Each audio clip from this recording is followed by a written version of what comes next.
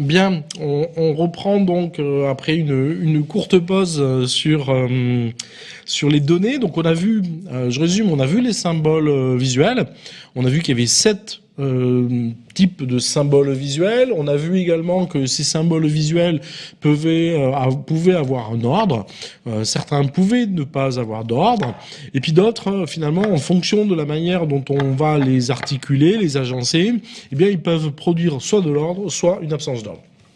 Voilà, en bref, en substance, ce qu'on devait retenir dans la première partie. Maintenant, on va voir les données. Et effectivement, comme je l'ai noté ici, l'enjeu de la cartographie, c'est effectivement adapter les figurés aux données. Vous avez des données. Voilà, ça c'est le fruit de vos enquêtes, de vos recherches, etc., de vos collectes.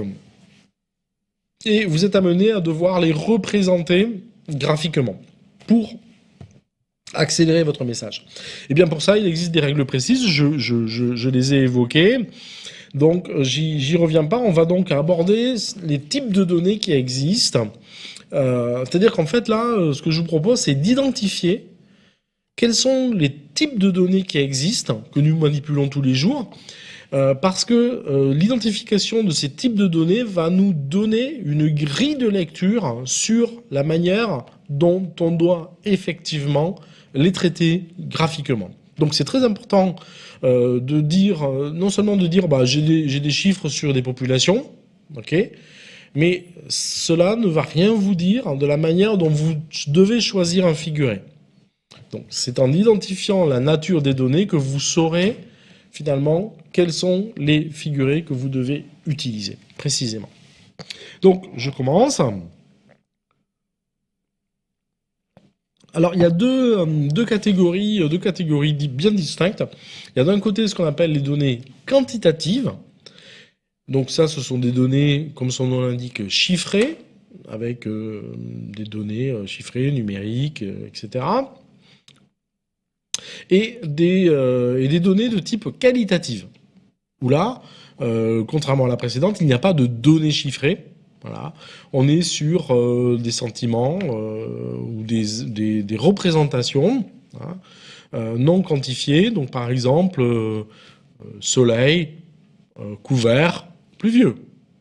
Vous voyez qu'ici, on est sur des informations qualitatives, voilà, puisqu'elles ne sont pas associées là en substance à des températures ou à une pression atmosphérique, mais toujours est-il que on a ici une donnée qui peut être cartographiée. Et donc cette donnée cartographiable là ici, elle est qualitative puisqu'il n'y a pas d'information chiffrée derrière.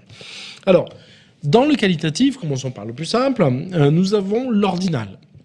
Le qualitatif ordinal. Alors, le qualitatif ordinal, c'est extrêmement simple parce que c'est une valeur donc qui n'est pas chiffrée, on l'a dit, et qui respecte un ordre, comme son nom l'indique. Ordinal, ça respecte un ordre, ça respecte une hiérarchie.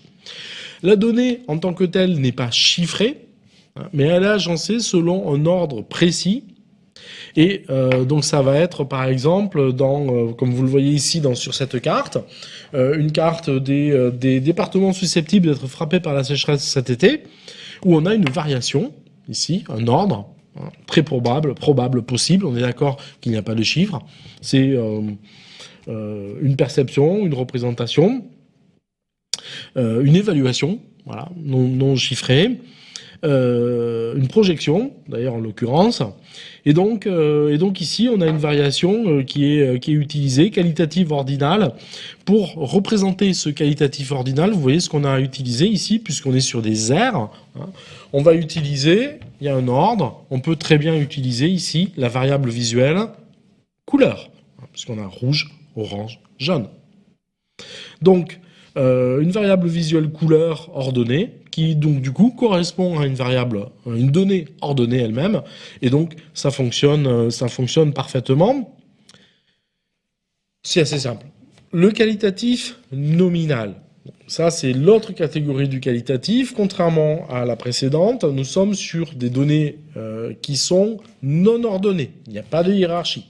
Et pour autant, comme la précédente, c'est une donnée non chiffrée. Alors, donc c'est une indication où chaque élément a sa propre logique, donc c'est strictement différent, pas de chiffres, pas d'ordre précis.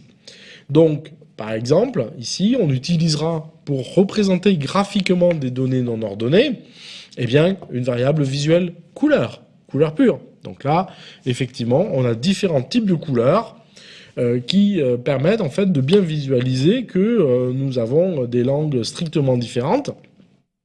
Alors, même ici, il a été rajouté aux couleurs de base des variations de valeurs pour montrer les familles linguistiques. Alors, vous voyez que on peut utiliser aussi un mouvement à l'intérieur pour représenter d'autres choses. Mais en tout cas, de manière basique, ici, on a les différentes langues dans différentes régions du monde. Chaque langue est indépendante des autres, il n'y a pas d'ordre entre elles, et donc on applique ici une variable visuelle couleur distincte. Donc ça, c'est extrêmement simple. Autre représentation ici qui a été utilisée par ce ou cette cartographe, c'est finalement, vous voyez, carte des transferts hospitaliers pendant le Covid-19 en France, où finalement on distingue d'un côté les hôtels qui accueillent les patients, et de l'autre côté les hôpitaux d'où partent des patients. Un point de départ, un point d'arrivée, c'est strictement différent. Voilà. Et d'ailleurs, la différence de couleur permet de bien visualiser point de départ et point d'arrivée. Donc là, on est obligé de montrer une différence forte pour bien les valoriser. Donc là, c'est une donnée qualitative, nominale, pas de hiérarchie, ça fonctionne parfaitement. Autre dernier exemple de qualitatif nominal. Vous voyez ici, donc même thématique, les transferts de patients interrégionaux, différents moyens de transport. Chaque moyen de transport est différent. Chacun a donc une couleur différente. Très simple.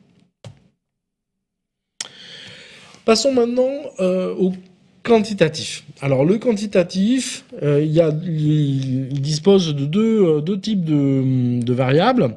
On a d'un côté l'absolu, ce qu'on appelle également aussi le stock. Le stock, comme son nom l'indique, c'est un stock, son nom ne l'indique pas, pardon, mais c'est un stock indépendant. C'est une mesure, c'est un dénombrement. Ça veut dire quoi?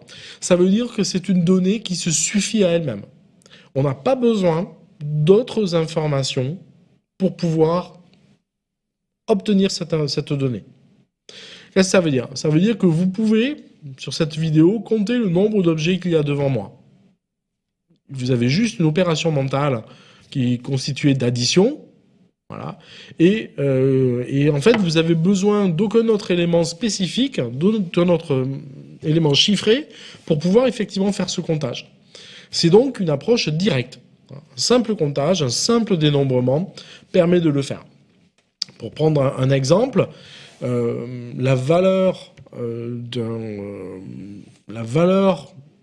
financière d'un pays, ce qu'on appelle le produit intérieur brut, c'est-à-dire l'argent dont disposent les gens à un moment donné dans un pays, dans un espace, eh bien ça revient à quoi? Ça revient tout simplement à compter combien chaque personne a dans ce pays, d'en faire l'addition, et au final, on a une valeur globale, qui est le PIB de tous les résidents français, par exemple, à une année T. Voilà, c'est une valeur absolue, c'est un dénombrement, alors là, pour le coup, un dénombrement à grande échelle, ou bien un dénombrement à toute petite échelle, peu importe l'échelle, ici on est sur un comptage direct. Autre exemple, vous souhaitez connaître le nom, la fréquentation d'un supermarché, par exemple, eh bien, vous allez vous mettre devant le portillon et vous allez compter chaque personne. C'est un dénombrement direct, sans aucune besoin d'aucune autre information pour obtenir cette donnée. Donc, ce côté indépendant est très fort dans l'absolu, dans la variable quantitative absolue. Et d'ailleurs, on va représenter cette indépendance, ce côté direct de l'information, par un figuré, un symbole qui va lui aussi correspondre à ce côté direct du transfert de l'information, et donc en utilisant un support proportionnel. C'est pour ça que le cercle proportionnel est utilisé quand on cartographie la population.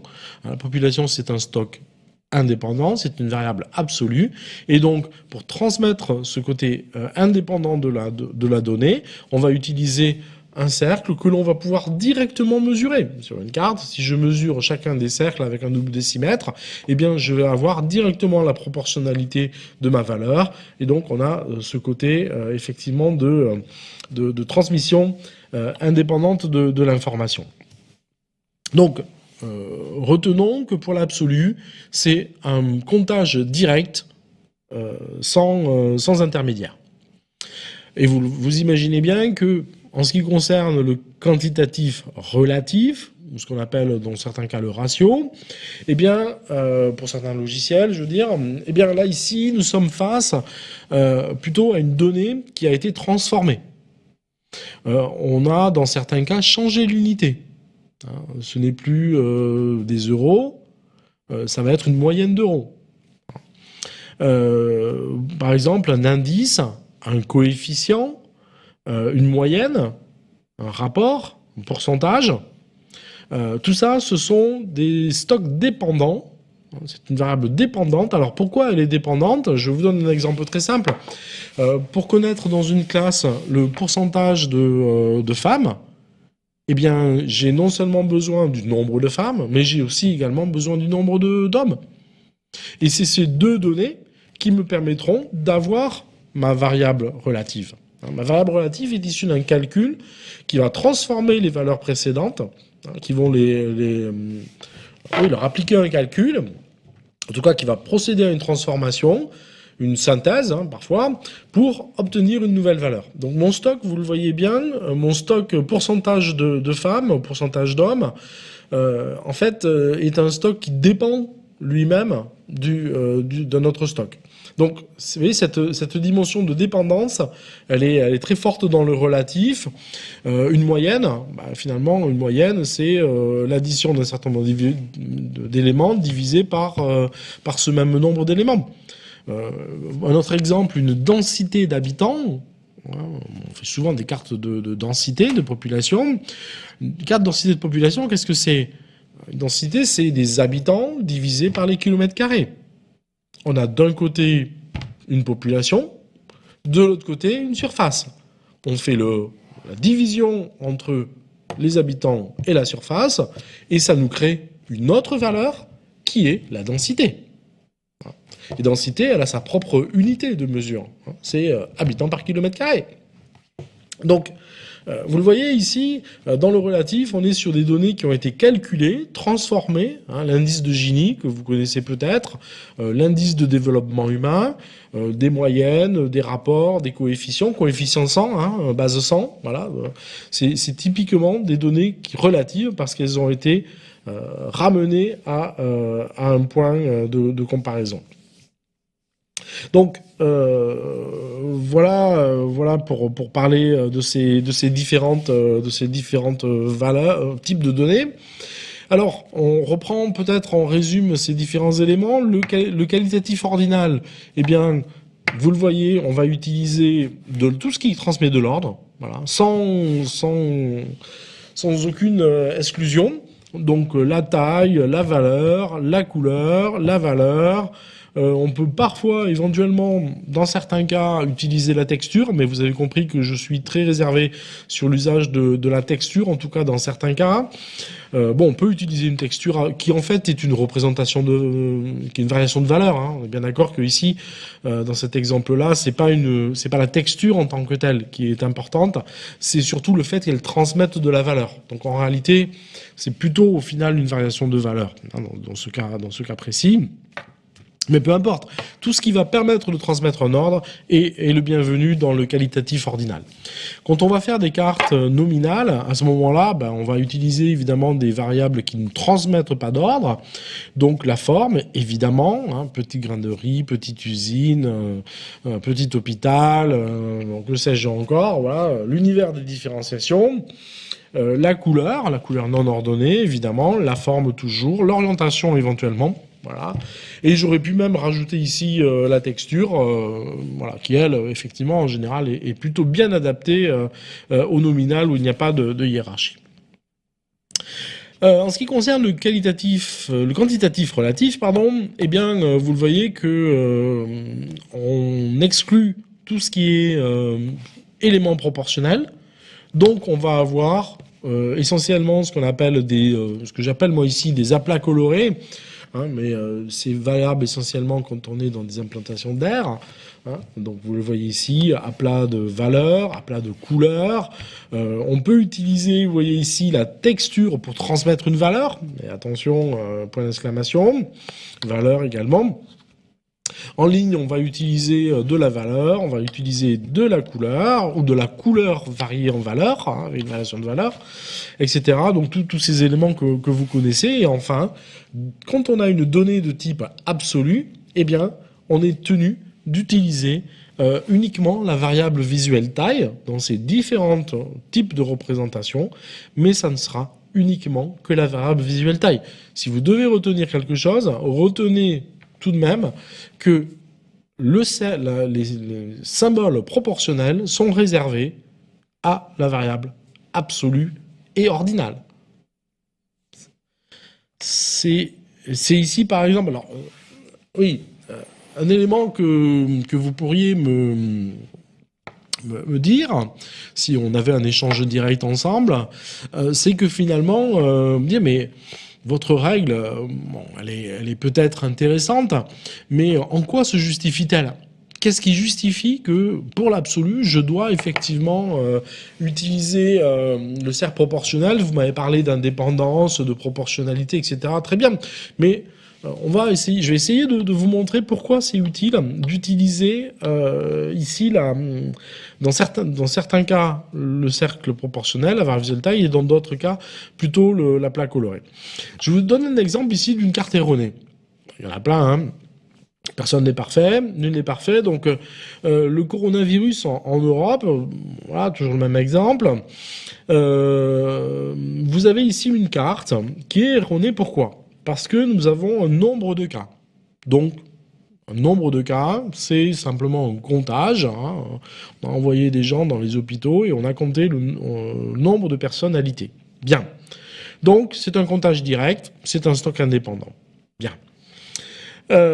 Parfait. C'est le 18 mars à 9h30, ultra précis. Très bien. 18 mars à 9h30, il y avait de 1 à plus de 15 000 personnes en Europe. Très bien. Alors, donc c'est une carte erronée. Et pourquoi c'est erroné et en quoi elle est erronée ? Alors, elle est erronée pour une raison assez simple, que si vous regardez la carte, tout d'abord, vous voyez qu'en fait, on distingue... Alors, elle est parlante, hein, cette carte. Hein, vous voyez qu'on distingue l'Italie, très bien, très fort. On voit ensuite l'Espagne, voilà. On distingue en troisième élément, en troisième position, la France et l'Allemagne.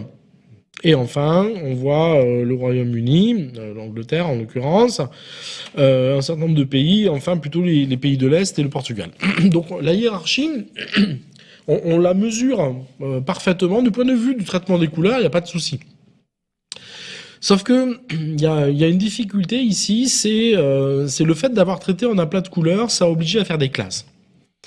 Et faire des classes, ici, vous le voyez, ça a obligé à fractionner les données de manière inégalitaire. Alors, si vous regardez ici, deuxième catégorie, on passe de 100 à 1000. Dans la première catégorie, on passe de 1 à 100. Donc là, on a 99 personnes, potentiellement. Là, ici, on en a 900. Là, on n'en a plus que 4000. Ici, on en a à nouveau 5000. Ici, on a 5000. Et là, supérieur à 15 000. Donc déjà, ce que je veux dire, c'est que le différentiel entre les couleurs n'est pas une différence égale. Dans un cas, entre le jaune clair et le jaune foncé, on a 100. Entre le jaune foncé et l'orange, on a 900. Donc vous voyez que le différentiel entre chaque couleur n'est pas identique, et en plus, on a l'impression en fait que les séries se suivent, donc qu'il y a un ordre logique en fait. Or, c'est pas le cas. Et si j'ajoute ici, comme je l'ai fait, les valeurs chiffrées, on se rend compte de quoi? On se rend compte qu'en fait, entre l'Italie et l'Espagne, vous voyez, c'est le triple, en fait. L'Espagne est 3 fois plus touchée que l'Espagne. Donc, le différentiel de couleur entre le rouge et le rouge foncé ne correspond pas au différentiel entre le jaune et le jaune foncé. Donc, ça signifie quoi? Ça signifie que potentiellement, on a le sentiment effectivement que l'Italie est plus fort, mais on ne sait en réalité pas véritablement de combien elle est plus forte. Et en mettant une valeur supérieure à 15 000, en fait, on trompe les gens, on trompe la lecture, parce qu'en réalité, la valeur, c'est 31 000. Alors peut-être qu'il aurait fallu effectivement mettre 31 000, puisqu'il n'y avait qu'un seul élément, mais vous voyez que le fait d'utiliser des aplats de couleurs comme ça par classe, ça va tronquer la lisibilité de notre carte, et c'est pas du tout efficace. Non seulement c'est pas proportionnel, donc on retrouve cet argument, mais en plus c'est pas du tout efficace. Un élément efficace qui pourrait être utilisé ici, c'est par exemple, vous voyez ici j'ai fait la même carte ici en utilisant non pas, j'ai repris les données en faisant des cercles proportionnels, et peut-être que vous partagez avec moi le sentiment que on a une vision beaucoup plus nette, beaucoup plus efficace et beaucoup plus juste aussi. Finalement des données telles qu'elles sont réellement. On voit bien que l'Italie est beaucoup plus importante et on voit bien le différentiel entre l'Espagne, la France, etc.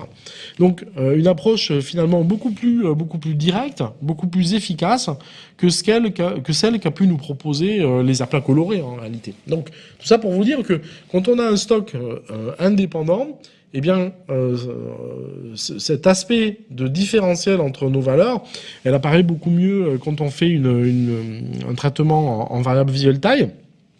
Même exemple ici, regardez, vous voyez, c'est une autre. Ici, c'est ce qu'on pourrait appeler le semi de points. Hein, c'est ce que je vous avais présenté tout à l'heure. Et on voit bien que l'Italie est largement supérieure, effectivement, à d'autres pays en Europe. Un mauvais traitement également de variables absolues, c'est par exemple ce type de carte. Donc là, on voit très clairement que l'usage de la variable couleur non ordonnée pour des données absolues ne fonctionne absolument pas. Là, on est incapable de voir finalement où sont les valeurs les plus importantes. Il faut rajouter la valeur chiffrée, mais à ce moment-là, ça sert pas à grand-chose. Pas besoin de mettre des couleurs si on a besoin après de mettre une valeur chiffrée. Et vous voyez, je me suis amusé à faire à retracer des cercles proportionnels pour vous le représenter. On voit bien que Londres est beaucoup plus fort que d'autres régions voisines.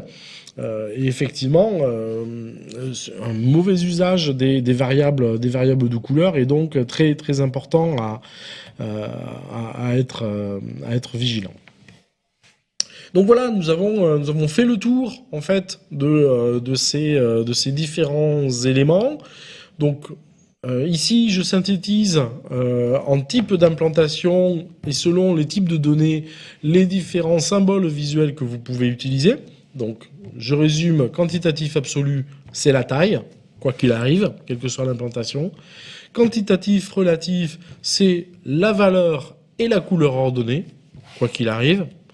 Le qualitatif ordinal, c'est taille plus valeur couleur, ordonnée, quoi qu'il arrive. Qualitatif nominal, c'est forme, couleur non ordonnée, texture, orientation, par exemple. Bien, eh bien écoutez, voilà, j'espère que c'est aujourd'hui un peu plus clair pour vous. Donc vous le voyez, la nature des données va déterminer le choix des figurés. Donc ça veut dire que quand vous commencez une carte, il faut être bien vigilant à identifier les données pour pouvoir effectivement faire sa carte. Ces règles de sémiologie, il faut les respecter dans toutes vos cartes, parce que vous voyez qu'on peut faire un certain nombre d'erreurs. Voilà, on croit bien faire, hein, on croit que finalement c'est joli, c'est efficace, etc. On peut se tromper, voilà, ça arrive à tout le monde. Il faut juste avoir bien en tête, au moment où vous êtes dans votre logiciel de cartographie, de vous dire quelle est la nature de mes données. Et d'ailleurs, vous verrez que les logiciels vous le demandent à chaque fois, hein, ils vous disent quelle est la nature de données, ordinale, relatif, nominal, absolu. Ils vous le demandent, donc c'est très important d'avoir bien à l'esprit ça, parce que sinon vous vous trompez et le logiciel lui vous fait confiance, et c'est donc c'est un choix qui vous revient. Quelques mots pour conclure. Donc vous voyez que la réalisation d'une carte implique de penser à l'avant, d'identifier non seulement ces valeurs, et aussi de penser les figurer. Pourquoi ? Parce que dans certains cas, vous vous rendrez compte, avec l'expérience, que certains figurés sont incompatibles. Par exemple, si vous faites un aplat de couleurs, et que ensuite, avec une valeur relative, et qu'ensuite vous voulez faire une autre valeur relative, eh bien, les aplats vont se superposer, et clairement, il faudra faire un choix.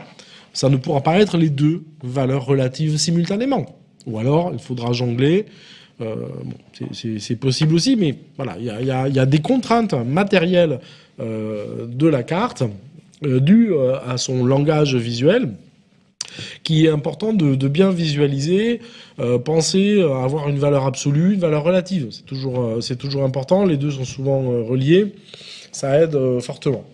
Bon là, je vous renverrai au cas pratique individuel auquel vous allez être confronté personnellement. Les logiciels, je vous l'ai dit, demandent un codage des données. Donc ça veut dire que quoi qu'il arrive, les informations que je vous ai données ici vont vous être demandées. Donc il sera utile de les connaître, de les identifier. Et enfin, évidemment, respecter les règles. C'est pas simplement respecter des règles qu'on vous a données, c'est surtout faire une carte efficace. C'est évidemment toujours pour nous le plus important. Voilà, je vous remercie pour votre attention. Et maintenant, on fait un quiz, on se retrouve juste après.